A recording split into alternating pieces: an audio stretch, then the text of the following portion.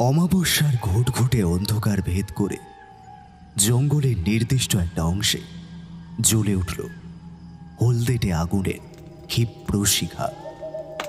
তারই আলোয় স্পষ্ট হয়ে উঠল হোমকুণ্ডের সামনে পড়ে থাকা একটি বছর 15 মৃত কিশোরীর শরীর। তার সামনে বসে থাকা গম্ভীর কাপালিকের মুখমণ্ডল, আর সেই সাথে স্পষ্ট হয়ে উঠল বীরেন বাবুর একজোড়া লোভাতুর দৃষ্টি। আগুনের হলদেটে আলোয় গভীর মনোযোগ দিয়ে যজ্ঞের সমস্ত আয়োজন নিরীক্ষণ করে কাপালিক এক কুটিল হাসি হাসলে। ওনাকে অমন করে হাসতে দেখে বীরেন বাবু নিঝুম পরিবেশের নিস্তব্ধতা ভেঙে বুকে খানিক সাহস সঞ্চয় করে বললেন, আগে আপনার কথা মতো সব কাজ করে দিয়েছি। এবার তাহলে আমার জমিদারি পেতে কোনো অসুবিধে হবে না তো? দাদা নিজের মর্জি মতো ছড়ি ঘোরাতে ঘোরাতে একদম রাজা মনে করে নিয়েছে নিজেকে। আর আমাদেরকে চাকর ভেবে তুচ্ছ তাচ্ছিল্য করে বাড়ির এক কোনায় ফেলে রেখেছে। তবে এখন সেসব যাক, আপনার কথা মতো সব ঠিক করে জোগাড় করতে পেরেছি কিনা বলুন। আর নিতাইয়ের কন্যা পদ্ম, মানে এই মেয়েটা যে আপনার সামনে নিথর হয়ে পড়ে রয়েছে, তাকে একদম আপনার বলে দেওয়া প্রতিটি কথা মাথায় রেখে এনেছি। আপনার বলে দেওয়া বয়স থেকে শুরু করে পুষ্টি রাশি সব মিলিয়ে এই মেয়েকে খুঁজে বার করেছি। এবার শুধু আপনি হাকিনীকে আহ্বান জানান। মুখের কথা শেষ করতে পারলেন না বীরেন বাবু। তার আগে শান্ত পরিবেশটা নিমেষের মধ্যে অশান্ত হয়ে উঠল। হঠাৎ প্রবল ঘূর্ণিঝড়ের প্রবাহে 2 হাত দিয়ে কোনো মতে নিজের চোখ বন্ধ করে হায় হায় করে উঠলেন। চোখ বন্ধ অবস্থাতেই ওনার মনে হলো ওনার পায়ের গোড়ালিটা কেউ কনকনে ঠান্ডা হাত দিয়ে শক্ত করে চেপে ধরেছে। উনি প্রচন্ড ভয়ে চিৎকার করে উঠতে ওনার গলার স্বর ছাপিয়ে আকাশ বাতাস কাঁপিয়ে হেসে উঠল এক নারী।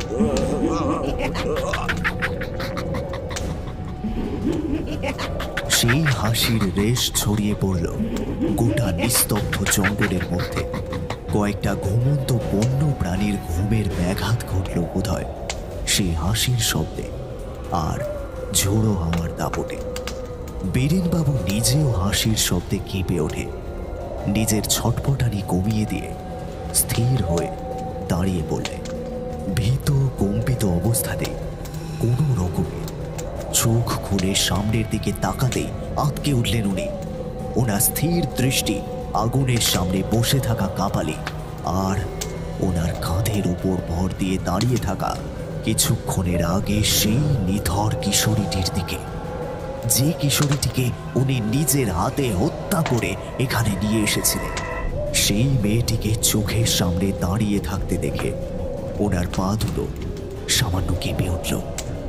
আগুনের হলদেটে আলোয় মেয়েটির চোখের কোণে শুকিয়ে যাওয়া কান্নার অস্পষ্ট ছাপটা দেখে ওনার বুকের ভেতরটা কেমন যেন গড়ে উঠল। উনি লক্ষ্য করলেন মেয়েটির গলা বেয়ে এখনো রক্তের স্রোত বয়ে তার পরনের জামাটা অনেকখানি ভিজিয়ে দিয়েছে। কি হলো বীরেন কাকা, ভয় পাচ্ছ নাকি? তোমার কপাল বেঁচে ঘাম গড়িয়ে পড়ছে, খুব বেশি ভয় পেলে নাকি? তুই এখানে কি করে? আমি তো তোকে। কথা শেষ করতে পারলেন না উনি। তার আগে বাতাসের জোরালো হাওয়ায় ভেসে মেয়েটি একদম ওনার মুখোমুখি এসে দাঁড়াল। বীরেনবাবু আর চোখে নিজের পায়ের দিকে লক্ষ্য করলেন। দেখলেন একটা কঙ্কালসার হাত ওনার পাটাকে শক্ত করে চেপে ধরে রয়েছে। উনি ওই কঙ্কালসার হাত থেকে নিজেকে মুক্ত করার চেষ্টা করতে কিশোরীটি শক্ত হাতে চেপে ধরল ওনার গলাটা। তারপর ঠোঁটের কোণে বাঁকা হাসি ফুটিয়ে অন্য হাতে বীরেনবাবুর চোখ দুটো উপড়ে নিয়ে নিজের কালো রঙের জিভ দিয়ে শব্দ করে চাটতে লাগলো ওনার চোখের গহ্বর থেকে নির্গত রক্তের ধারা।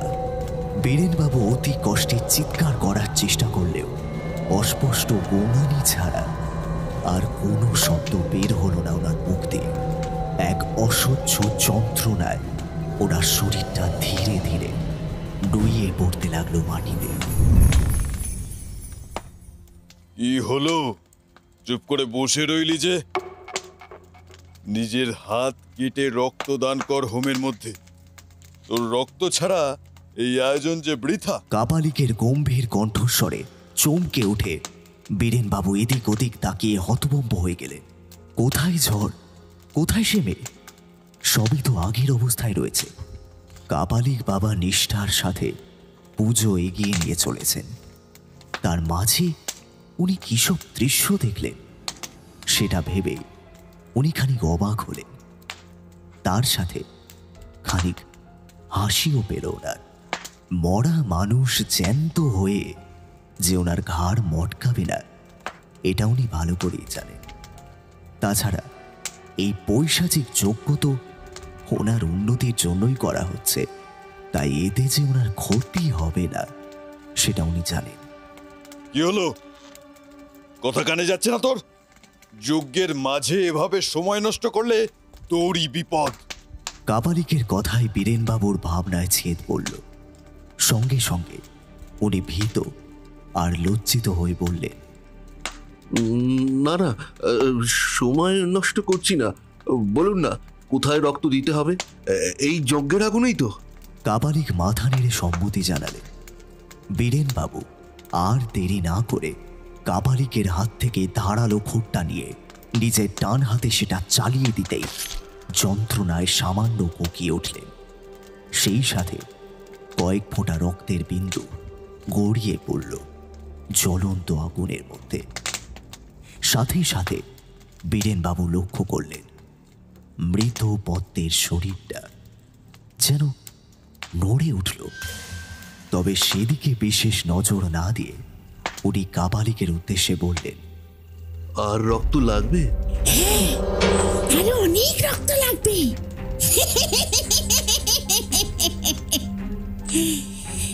রক্ত না পেলে আমার পেট ভরবে কি করে? দাও দাও, আরো একটু রক্ত দাও। কাপালিকের গম্ভীর স্বরের বদলে রহস্যময়ী নারী কণ্ঠ শুনে বীরেনবাবু নিজের হাতের ক্ষতস্থান থেকে চোখ সরিয়ে সামনের দিকে তাকালেন। আর তাকাতেই দেখলেন ওনার মুখোমুখি বসে রয়েছে মৃত পদ্মের ক্ষত বিক্ষত দেহটা। অন্যদিকে কাপালিক তখনও নিজের মনে মন্ত্র আওড়ে চলেছে। বীরেনবাবু কিছু একটা বলার চেষ্টা করলেন বটে, তবে তার আগে দুটো লম্বা সরু রক্তাক্ত হাতের মধ্যে একটা হাত চেপে বসল ওনার গলায়, অন্য হাতটা ওনার জিভ টেনে ধরেছে। ঘটনার আকস্মিকতায় বিহ্বল হয়ে উনি কিছু বুঝে ওঠার আগেই দেখলেন পদ্ম নিজের সর্বশক্তি দিয়ে ওনার জিভটা এক ঝটকায় টেনে ছিঁড়ে নিয়ে নিজের মুখের মধ্যে পড়ে অট্ট হাসিতে ফেটে পড়ল।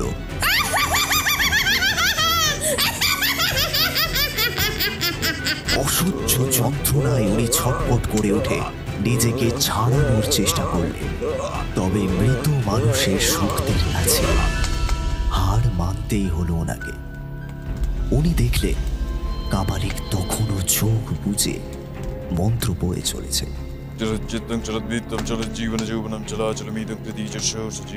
উনি শেষ পর্যন্ত হাত পা নেড়ে নিজেকে বাঁচানোর চেষ্টা করলেন বটে, কিন্তু পদ্মের দুটো লম্বা সরু রক্তাক্ত হাত ওনার শরীরটাকে লতানো গাছের মতো আষ্টে পৃষ্ঠে জড়িয়ে ধরে এক টানে ওনার মাথার ধর থেকে টেনে ছিঁড়ে ফেলে গগন ফাটানো চিৎকার করে উল্লাসে মেতে উঠল।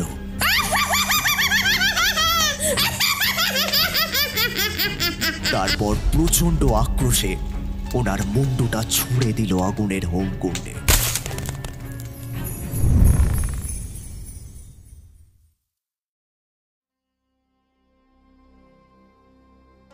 মোহনপুরের মতো ছোট গ্রামে কখনো কোনো ঘটনা ঘটলে মানুষের মুখে মুখে তা যে ঝড়ের থেকেও দ্রুত গতিতে ছড়িয়ে পড়বে সেটাই স্বাভাবিক।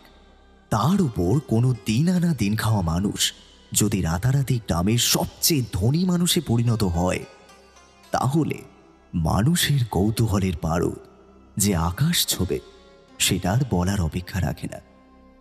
তবে এই সমস্ত গুঞ্জন কানে এলেও বিশেষ পাত্তা দেয়নি নিতাই, বরং গ্রামের সকলকে একরকম অগ্রাহ্য করে মানুষের মনে কৌতূহলের মাত্রা দিন দিন আরো বাড়িয়ে দিতে লাগলো। সেদিন ভর দুপুরে নিতাইকে পুকুর পাড় থেকে ফিরতে দেখে গ্রামের বয়োজ্যেষ্ঠ মানুষ শশীবাবু খানিক গলা উঁচিয়ে বলে উঠলেন, কি রে, নিতাই নাকি? আরে ও নিতাই!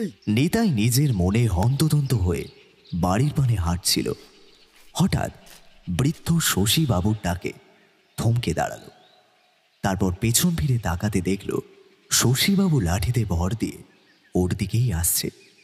উনি নিতাইয়ের কাছে এসে হাঁপাতে হাঁপাতে বললেন, কি ব্যাপার রে নিতাই, এখন যে তোকে দেখাই যায় না।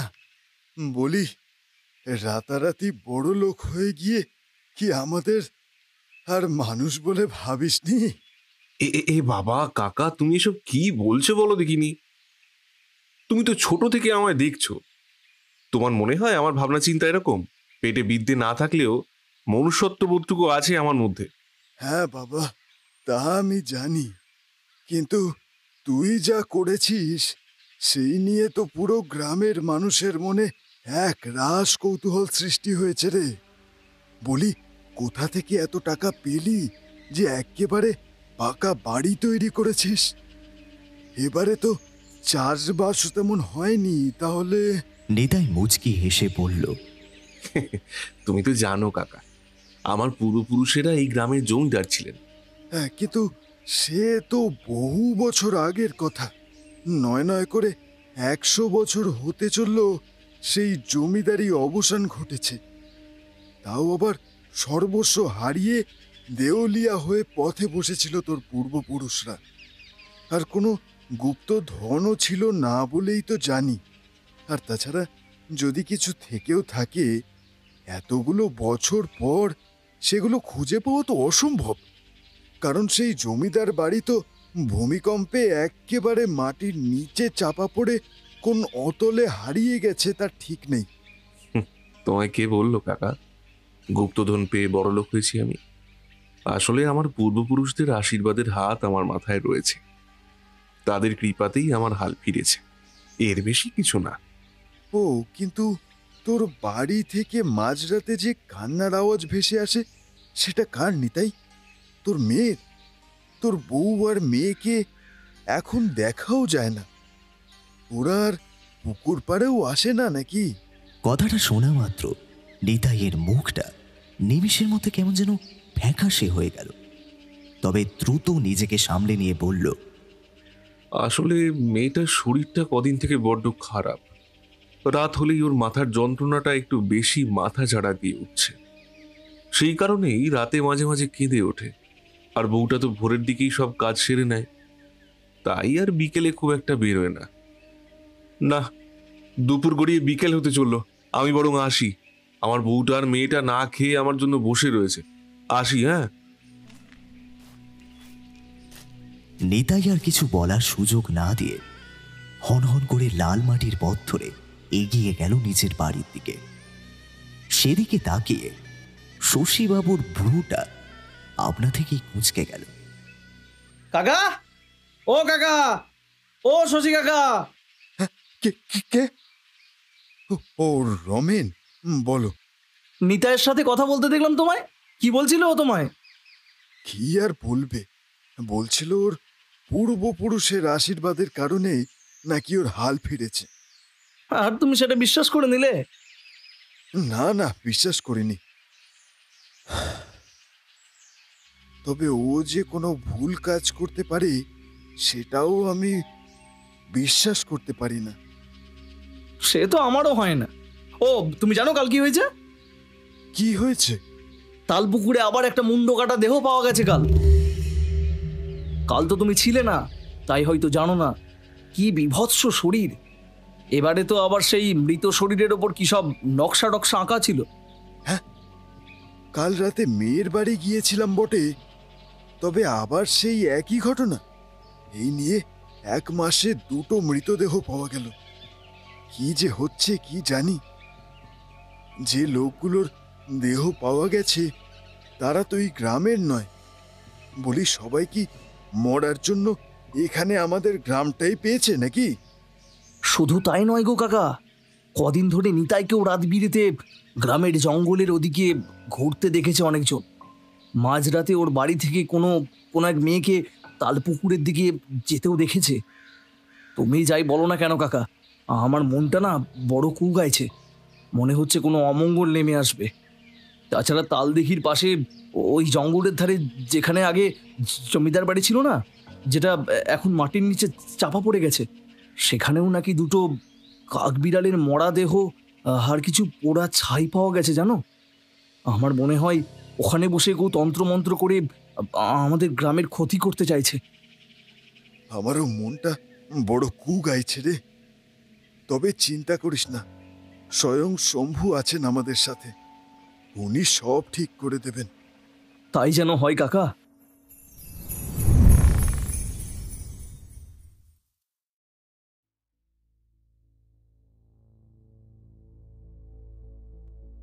দ্রুত গতিতে বাড়ি ফিরে শান্তির নিঃশ্বাস ফেলল নিতাই।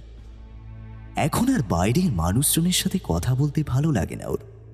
তাদের অযথা কৌতূহল, হাজারটা প্রশ্নের উত্তর দেবার মতো তার ইচ্ছা জাগে না।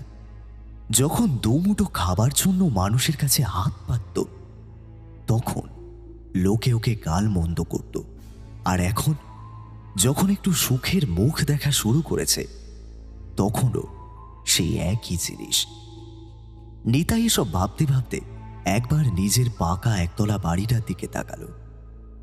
এই গ্রামে পাকা বাড়ি আর কারোর নেই, তাই ওর এই পাকা বাড়ি দেখে লোকে 2-1 কথা বলবে তা আশ্চর্যের নয়। তবে এত টাকা, এত বড় বাড়ি সব পেয়েও কি ও সুখী? উত্তর খুঁজে পায় না ও। তবে টাকার মূল্য ও জানে, তাই যে কোনো মূল্যে ও টাকা রোজগার করতে রাজি আছে। যখন টাকা পয়সা হাতের মধ্যে আসে, তখন আলাদা একটা নৈসর্গিক সুখ ওর অনুভব হয়। থাক না তাতে রক্তের আষ্টে গন্ধ, তবুও তো সুখ পাওয়া যায়। রক্তের গন্ধ কথাটা মনে পড়তে বুকের ভেতরটা কেমন ছ্যাদ করে উঠল ওর। আর দেরি না করে তড়িঘড়ি ঘরের দরজা খুলে ভেতরের দৃশ্য দেখে খানিক স্বস্তি পেল। ওর মেয়েটা শান্ত হয়ে ঘুমাচ্ছে, আর তার পাশে ওর বউ চম্পা ঘুমের ঘোরে ঢুলছে।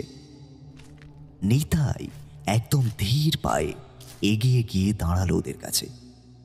কয়েক মুহূর্ত নিঃশব্দে ওদের পর্যবেক্ষণ করতে লক্ষ্য করল ওর স্ত্রীর ডান হাতের কবজির কাজটা অনেকটা খোবলালো। ক্ষতটা অনেক গভীর হলেও এখন অনেকটা শুকিয়ে গেছে। নিতাই নিজের অজান্তে ক্ষতটার উপর হাত বুলিয়ে দিতে লাগলো। আচমকা স্পর্শে চম্পা ধর্মর করে উঠে বসে দেখল নিতাই ওর দিকে একভাবে চেয়ে রয়েছে। চম্পা ভীত চোখে ওর দিকে তাকিয়ে বলল, আসলে তুমি আসছিলে না তো, তাই কুকিকে ঘুম পাড়াচ্ছিলাম। ঘুম পাড়াতে পাড়াতে আমার চোখটাও একটু লেগে গিয়েছিল। আমি এক্ষুনি তোমার জন্য খাবার বেড়ে আনছি, তুমি বসো। চম্পার কথায় দীর্ঘশ্বাস ফেলে মেঝের উপর তাকিয়ে নিতাই বলল, আমার খাবার তো তুমি বেড়ে রেখেছো, কিন্তু তুমি কি খেয়েছো? না মানে মেয়েটা ঠিক করে খায়নি তো। ও যখন উঠবে তখন না হয় খাইয়ে দিও, আপাতত আমার সাথে খেতে বসো তুমি। কিন্তু নিতাই চম্পাকে কথা বলার সুযোগ না দিয়ে ওর আর নিজের জন্য খাবার বেড়ে নিয়ে নিজেও খেতে শুরু করল। নিতাই মুখ নিচু করে কোকড়াসে খেলেও চম্পা 1 গ্রাস ভাতও মুখে তুলতে পারল না। একটা পচা গন্ধে ওর গাটা গুলিয়ে উঠতে লাগলো। তাছাড়া চোখের সামনে যা অন্ন সাজানো রয়েছে সেগুলো যে কোনো সুস্থ মানুষ খেতে পারে সেটাই ওর বিশ্বাস হয় না। বাটির মধ্যে রাখা খাবারের মধ্যে থেকে এখনো উকি মারছে দুটো মৃত নিথর চোখ। হ্যাঁ, দুটো চোখ, শুধু চোখ নয়, বিড়ালের মাথা শুদ্ধ দুটো চোখ ওর দিকে তাকিয়ে রয়েছে। অন্য একটা বাটিতে রয়েছে তাজা রক্ত। ঠিক 1 মাস ধরে এরকম অদ্ভুত ভয়ঙ্কর খাদ্যগুলো কি করে যে নিতাইয়ের এত পছন্দের খাবার হয়ে উঠেছে তা চম্পা জানে না। শুধু জানে যে এক ভয়ঙ্কর কিছু ঘটতে চলেছে ওদের আগামী দিনগুলোতে। চম্পার মনে পড়ল 1 মাস আগের কথা।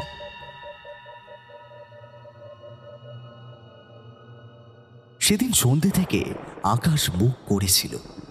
অন্যদিকে নিতাই সেই যে বিকেলে বেরিয়েছিল তারও আসার কোনো নামগন্ধ নেই। একে চাষবাস ঠিক করে হয়নি, তার উপর মহাজনের কাছে দেনা, সব মিলিয়ে ওদের একেবারে কোণঠাসা অবস্থা। সেই সবের মাঝে নিতাই সন্ধ্যের পরেও বাড়ি না ফেরায় চম্পার বুকটা অজানা আশঙ্কায় দুরু দুরু করে উঠতে লাগলো। ওর ভয়টা আরও দ্বিগুণ বাড়িয়ে দিয়ে শুরু হলো ঝমঝমিয়ে বৃষ্টি। চম্পা কয়েকবার নিতাইকে খোঁজবার কথা ভাবলেও অন্ধকারের মধ্যে ঝুম বৃষ্টিতে মেয়েকে নিয়ে বাইরে বেরোনোর সাহস জোগাড় করতে পারল না। পাশের বাড়ির কয়েকজনের কাছে সাহায্য চাইতে গেলেও তারাও মুখের ওপর সশব্দে দরজা বন্ধ করে দিয়েছিল। সেদিন নিতাই যখন বাড়ি ফিরেছিল তখন মধ্যরাত। মানুষটাকে বাড়ি ফিরতে দেখে শান্তি পেয়েছিল চম্পা। পরক্ষণে লণ্ঠনের আলোয় নিতাইয়ের সর্বাঙ্গ লক্ষ্য করে থমকে গিয়েছিল। নিতাইয়ের মাথা থেকে পা পর্যন্ত ভিজে চপচপে, চোখ দুটো রক্ত জমার মতো লাল, আর ডান হাতের মুঠোর মধ্যে চেপে ধরে রয়েছে কোনো একটা বস্তু। চম্পাকে সেটার দিকে তাকিয়ে থাকতে দেখে মুখের মধ্যে বাঁকা হাসি খেলে গিয়েছিল নিতাইয়ের। তারপর কালো পুটুলি থেকে একটা নরমুণ্ড বের করে তুলে ধরেছিল চম্পার সামনে। থমথমে পরিবেশে হঠাৎ এমন একটা জিনিস দেখে প্রচন্ড ভয়ে আতঙ্কে চিৎকার করে উঠেছিল চম্পা। সে কখন যে জ্ঞান হারিয়েছিল মনে নেই তার। পরের দিন যখন জ্ঞান ফিরেছিল তখন নিতাই বারবার করে ওকে সাবধান করে দিয়েছিল যাতে গত রাতের কথা চম্পা কাউকে না বলে। সেই দিনের পর থেকে যা কাণ্ড ঘটে চলেছে সেটা ভাবতে গিয়ে। কি হলো, খাচ্ছ না যে? খাও, খাবার ঠান্ডা হয়ে যাচ্ছে তো। রোজ দিন কত যত্ন নিয়ে তোমাদের জন্য রান্না করি আমি, আর তোমরা? নাও, আমি খাইয়ে দিচ্ছি। কথাটা বলে এক লহমা ভাত মাখিয়ে চম্পার মুখের সামনে তুলে ধরতে আর নিজেকে সামলাতে পারল না ও। বিকট গন্ধে ঘেন্নায় গা গুলে উঠল চম্পার। কোনো মতে ও মুখ চেপে এক ছুটে ঘরের বাইরে বেরিয়ে যেতে নিতাইয়ের মুখে ফুটে উঠল বাঁকা হাসি।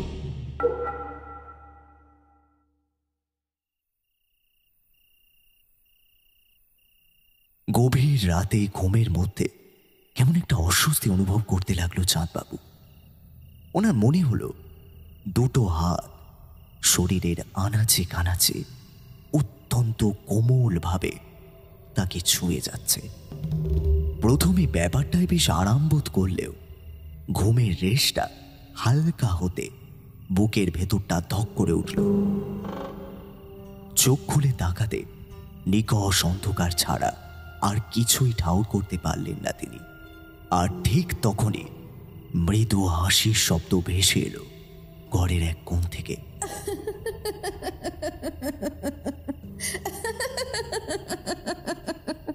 এমনিতে গ্রামের মহাজন হিসেবে ষাটোর্ধ্ব চাঁদ ঘোষের দাপট আকাশ ছোঁয়া হলেও এখন অন্ধকারের মধ্যে সেই দাপট ভয়ে পরিণত হয়েছে।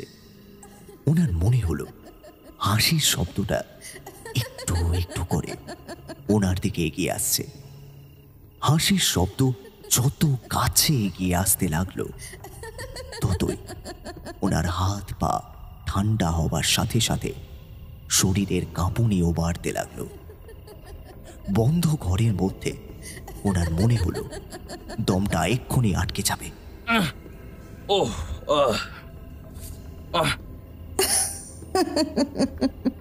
উঠে বললি যে আমার স্পর্শ ভালো লাগেনি বুঝি তোর?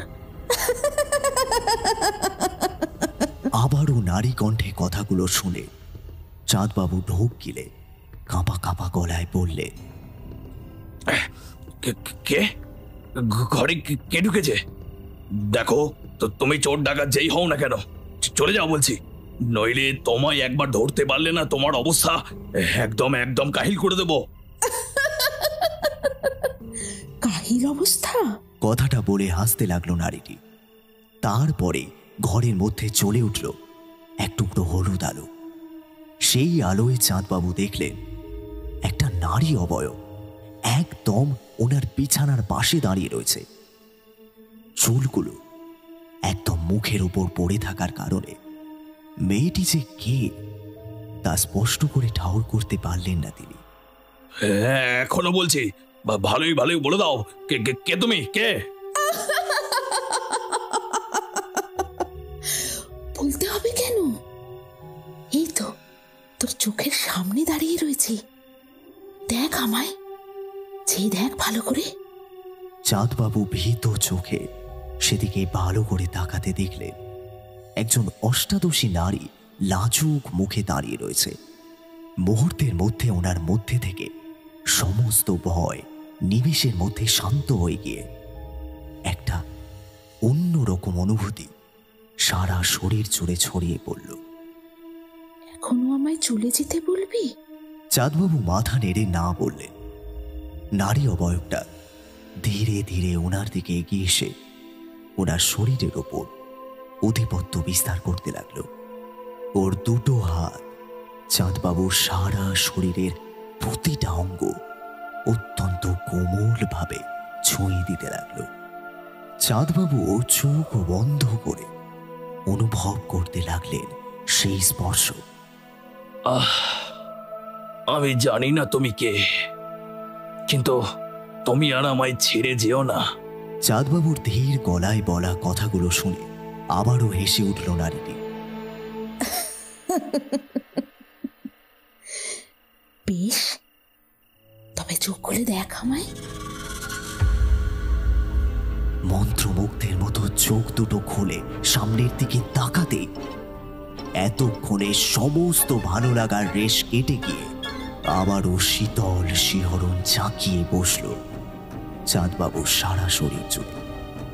উনি দেখলেন একটা কঙ্কালসার অবয়ব দাঁড়িয়ে রয়েছে ওনার সামনে। নারীটির চোখ দুটো একেবারে কোঠর থেকে বেরিয়ে আসতে চাইছে, মুখে মাংস খোবলানো।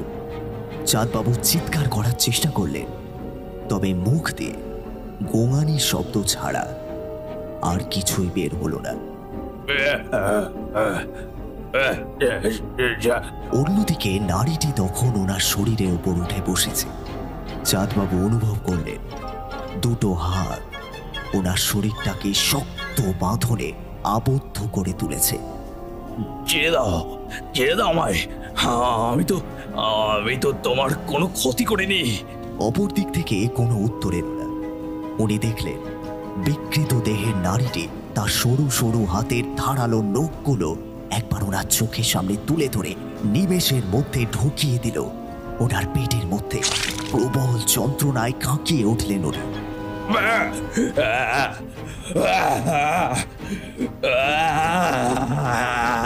হাত পা ছুড়ে নিজেকে ছাড়ানোর চেষ্টা করলেন, তবে লাভ কিছুই হলো না। নারীটি নিজের মতো ওনার পেট খুবলে মাংস খেতে লাগল। অসহ্য যন্ত্রণা সহ্য করে চাঁদবাবু ওঠার চেষ্টা করতে লাগলেন। নিজের কাজে বাধা পেয়ে নারীটি দুহাত দিয়ে চেপে ধরল ওনার গলাটা। তারপর প্রচণ্ড আক্রোশে নিজের নখ দিয়ে ওনার চোখের মণিগুলো খুবলে নিয়ে ছুঁড়ে ফেলে দিল মেঝেতে। তাতেও শান্তি হলো না নারীকে। নিজের সমস্ত শক্তি দিয়ে চাঁদবাবুর বুকের বাম দিকে হাত ঢুকিয়ে বের করে আনলো ওনার হৃৎপিণ্ডটা। তারপর পরম আনন্দে চিবিয়ে খেতে লাগলো সেটি। মৃত্যুর যন্ত্রণা সহ্য করতে না পেরে কয়েকবার গুঙিয়ে উঠে নিথর হয়ে পড়ে রইলেন বিছানায়।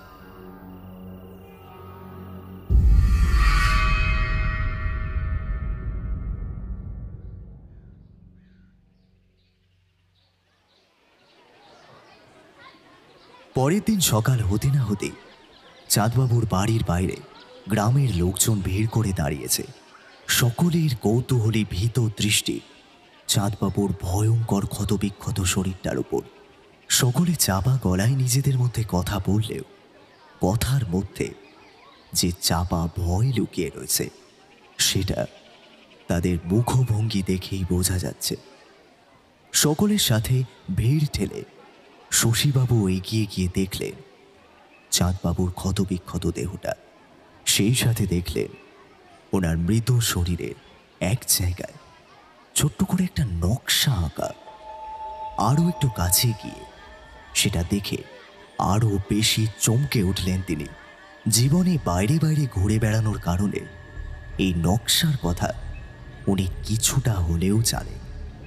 তাছাড়া এই নকশা সম্বন্ধে জড়িত সাধনার কথা কিছুটা হলেও ওনার পিতার কাছ থেকে জেনেছিলেন। এটার সাথে কোথাও না কোথাও নিতাইয়ের সম্বন্ধ আছে, সেটা বুঝতে ওনার অসুবিধা হলো না। ওনাকে একদৃষ্টে চাঁদবাবুর দেহটা দেখতে দেখে রমেন বলল, কি হলো কাকা, এরকম করে কি দেখছো? বড় বিপদ রে আমাদের গ্রামে, বড় বিপদ।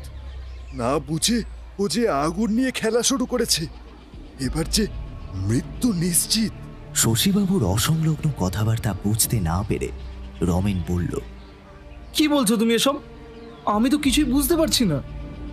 এখন সময় নেই রে, আমায় যে এক্ষুনি ওর কাছে যেতে হবে, না হলে আরো বিপদ ঘটিয়ে বসবে সে। কথাগুলো বলে আর এক মুহূর্ত না দাঁড়িয়ে লাঠিতে ভর দিয়ে উনি নিতাইয়ের বাড়ির পথে হাঁটা লাগালেন। রমেন হতবাক হয়ে চেয়ে রইল সেদিকে। শশীবাবু এই গ্রামের সব থেকে বয়োজ্যেষ্ঠ মানুষ, তার উপর উনি ব্রাহ্মণ। শুধু ব্রাহ্মণ নন, উনি বাইরে বহু জায়গায় ঘুরে অনেক জ্ঞান অর্জন করেছেন। তাই ওনাকে অমন করে ভয় পেতে দেখে রমেন নিজেও ভয় পেল।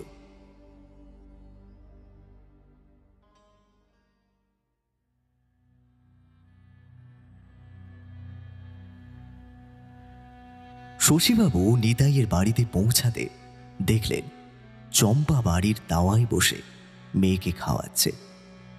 ওনাকে বাড়ির ভেতর প্রবেশ করতে দেখে চম্পা দ্রুত উঠে এসে খানিক অবাক আর ইতস্তত হয়ে বলল, কাকা, আপনি?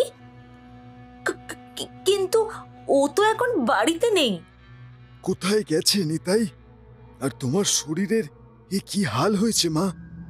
অবশ্য যে বাড়িতে হাকিনী সাধনা হয় সেখানে এর থেকে আর কি বেশি আশা করা যায়? কি হয়েছে কাকা? আপনি এরম করে বলছেন কেন? আর কিসের সাধনার কথা বলছেন আপনি? হাকিনী সাধনা শুরু করেছে নিতাই। ওর এই কদিনের মধ্যে ধনী হয়ে যাওয়া, এতগুলো মানুষের মৃত্যু, সব হাকিনী সাধনার ফল। এসব কি বলছেন আপনি? ও কি করে এগুলো করবে? ও জানবেই বা কি করে? ওর পূর্বপুরুষদের দৌলতে। মা, তুমি বিশ্বাস করবে কিনা জানি না, তবে ওর পূর্বপুরুষরা হাকিনী সাধনা করেই নিঃশেষ হয়েছিল। এখন ও নিজেও সেই পথে পা বাড়িয়েছে। আপনি এসব কি বলছেন কাকা? সত্যি আমি বুঝতে পারছি না। বেশ, তোমায় শুরু থেকেই বলি শোনো। তবে এসব কিছু আমার ঠাকুরদার কাছ থেকে শোনা। প্রায় 100 বছর আগের কথা। এই গ্রামের জমিদার ছিলেন নরেন্দ্র মোহন। উনি দরদি ভালো মানুষ হলেও ওনার মনের ভেতর ছিল অসীম লোভ, ক্ষমতার লোভ, টাকার লোভ। আর ওনার এই লোভের পিপাসা আরও বাড়িয়ে দিয়েছিল কাপালিক চণ্ডাল।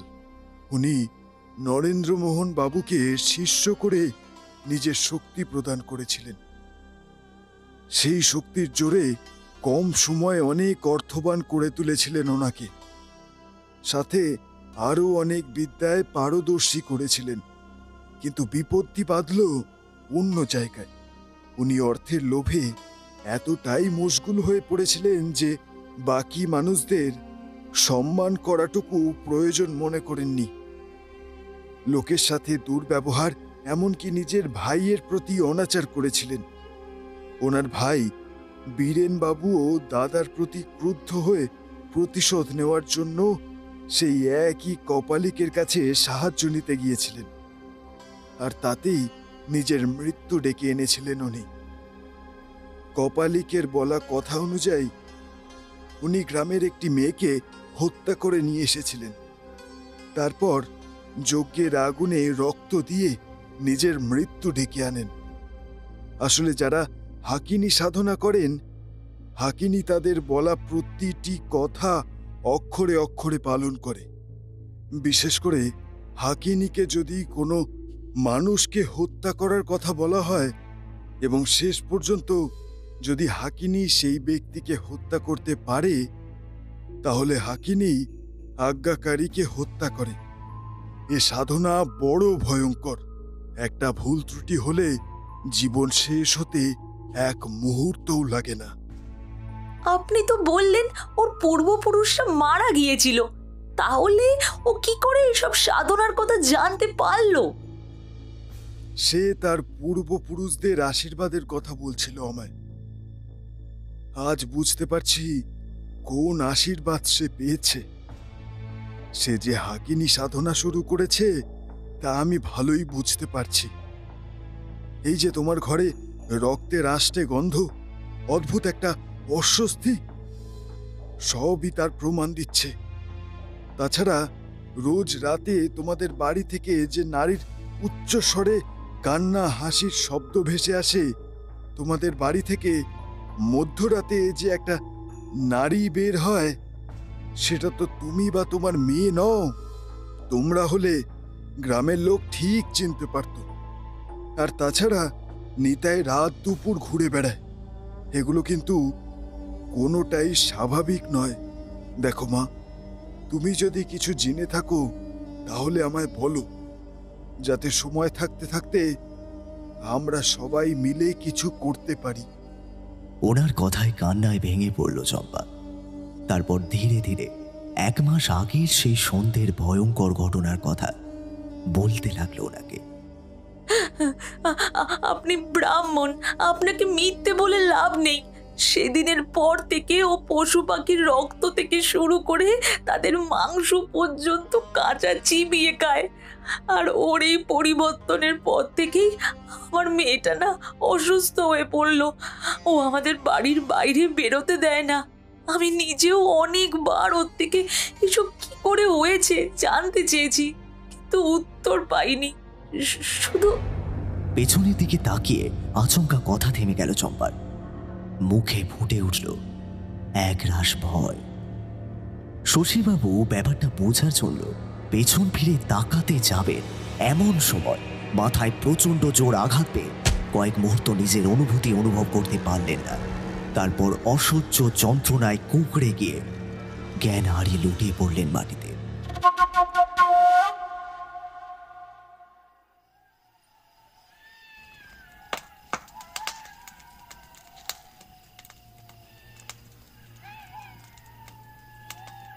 এসো এসো, জাগো হাকিনী, সারা দাও আমার ডাকে। ওঠো ওঠো। এক নাগাড়ে কারোর কোনো কথার শব্দে অতি কষ্টে চোখ খুলতে শশীবাবুর মনে হলো মাথার মাঝখানটায় অসহ্য যন্ত্রণাটা ধীরে ধীরে সারা শরীরে ছড়িয়ে পড়েছে। তাও উনি কোনো মতে চোখ খুলে তাকাতে মাথার উপরে আকাশ ভর্তি তারা, আর চারপাশে গাছের শাড়ি দেখে চমকে উঠলেন। বোঝার চেষ্টা করলেন কোথায় আছেন উনি। ঘুম ভেঙেছে কাকা? নিতাইয়ের ডাকে উনি মাথা ঘুরিয়ে সামনে তাকাতেই দেখলেন কালো ধুতি পরে মাথায় লাল সিঁদুরের টিকা লাগিয়ে হোমকুণ্ডের সামনে বসে আছে নিতাই। ওর চোখ দুটো ঘোলা। ওনাকে অমন করে তাকিয়ে থাকতে দেখে অট্ট হাসি হেসে উঠল নিতাই।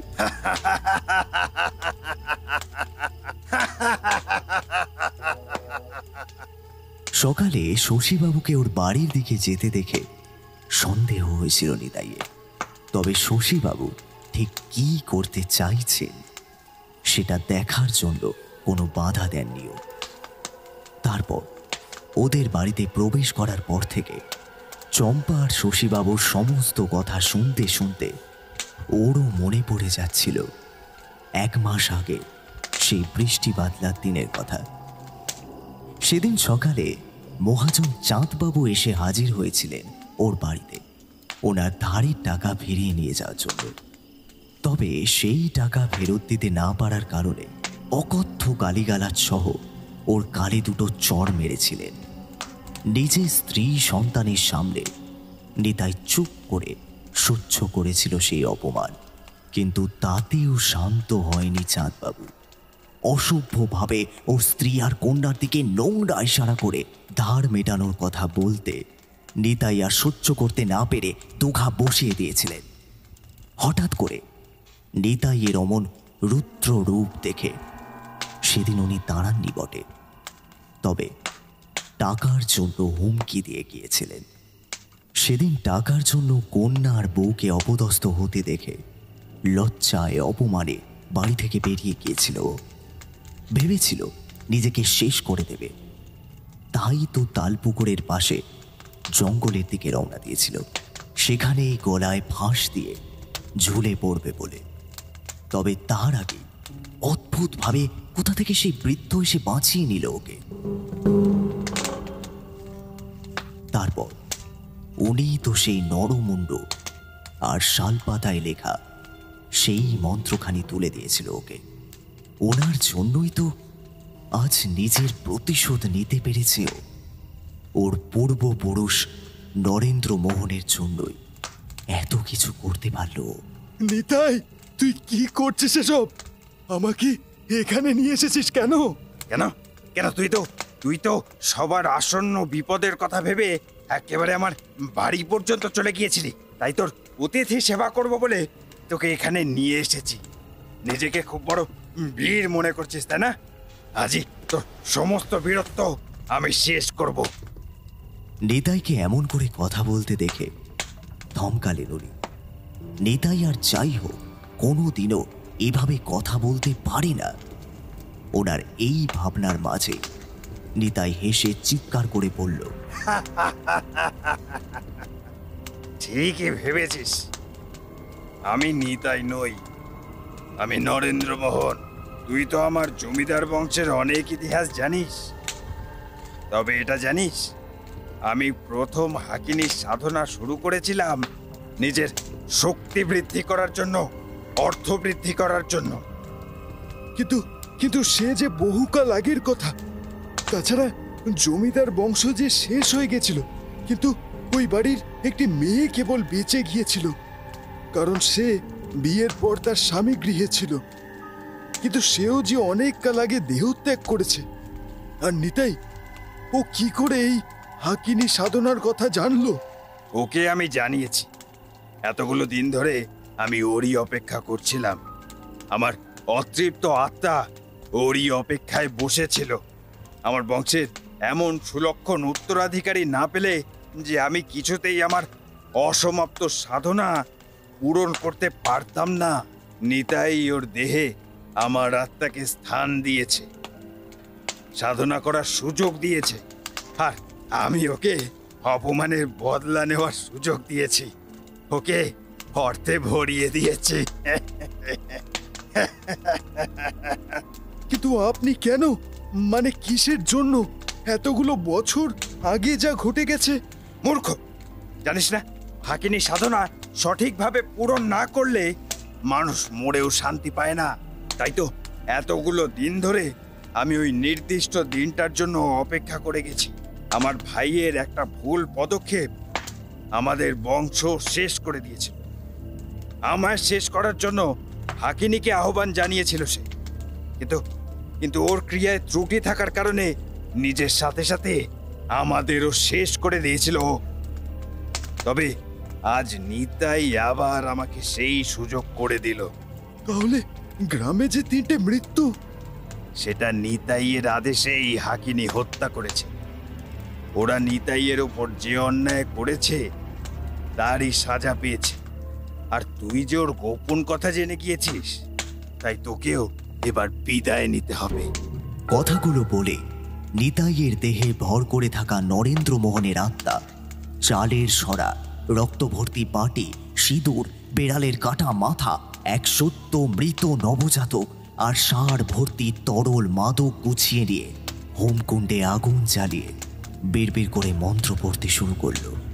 শশীবাবু ভীত চোখে শুধু সেগুলো দেখতে লাগলেন। ওনার হাত পা সব বাঁধা, চাইলেই কিছু করার ক্ষমতা ওনার এখন নেই। মন্ত্রোচ্চারণের সাথে সাথে চারপাশটা অসহ্য গুমোট গন্ধে ভরে উঠতে লাগলো। সেই সাথে ভেসে আসতে লাগলো নারী কণ্ঠের চিৎকার। শশীবাবু দেখলেন একটা বিকৃত নারী দেহের অবয়ব উঠে দাঁড়াচ্ছে ওনার সামনে। সেই সাথে নিতাইয়ের মুখের আদল বদলে যাচ্ছে একটা বিকৃত দেহে। নিতাই মন্ত্রোচ্চারণের সাথে সাথে নিজের আঙুল কেটে কয়েক ফোঁটা রক্ত উৎসর্গ করল হোমের আগুনে, আর তাতেই নারীটি আবারও হেসে উঠল।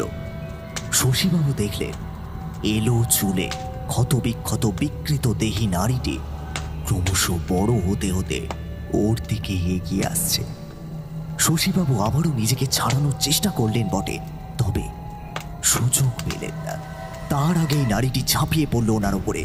তোর মৃত্যুতে নিতাইয়ের কাজ সম্পূর্ণ হবে, আর সেই সাথে আমারও সাধনা পূর্ণ হবে। যা যা যা যা, হাকিনী নিজের কাজ শেষ কর।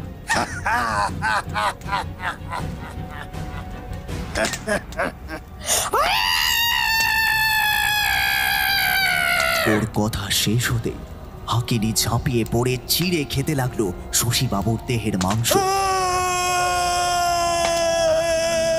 নখের আঁচড়ে নকশা করতে লাগলো ওনার শরীরে।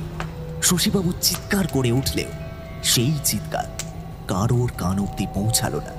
নিতাইয়ের দেহে ভর করে থাকা নরেন্দ্র মোহন সেই দৃশ্য দেখে হাসলেন, তারপর নিজের মনে মনে বললেন, সময় উপস্থিত। আর সাথে সাথে হাকিনী প্রচন্ড শব্দ করে শশীবাবুর মাথাটা দেহ থেকে ছিঁড়ে নিয়ে ছুঁড়ে দিল আগুনের মধ্যে।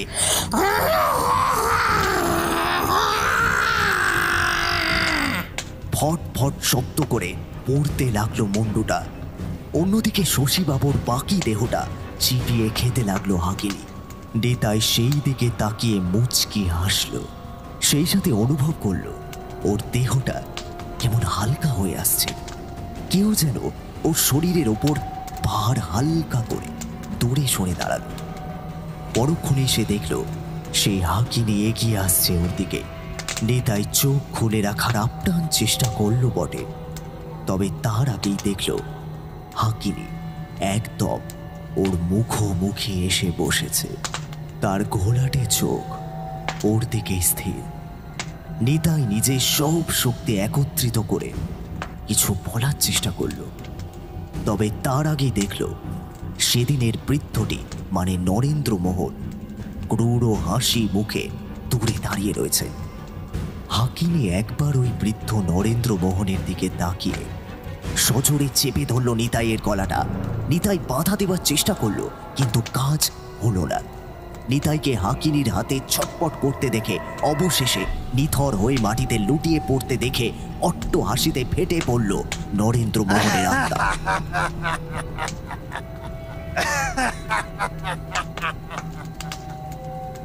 তারপর ভ্যাস ভ্যাসে গলায় বলল, 100 বছর পর মুক্তি পাবো এবার আমি। 7টা মৃত্যু উৎসর্গ হয়েছিল হাকিনীর উদ্দেশ্যে। হাকিনী সাধনার শুরুতে যে কথা দিয়েছিলাম তা আজ এত বছর পর সফল হলো। এবার আমার সাধনা পূর্ণ হলো। কথাটা বলে উনি ফেটে পড়লেন অট্ট হাসিতে। চেয়ে দেখলেন নিতাইয়ের মৃত দেহটা হাকিনি চিবিয়ে খাচ্ছে। অন্ধকারের মধ্যে দৃশ্যটা দেখে আবারও হেসে উঠল নরেন্দ্র মোহন বাবু। তারপর ধীর গতিতে মিলিয়ে গেল বাতাসে।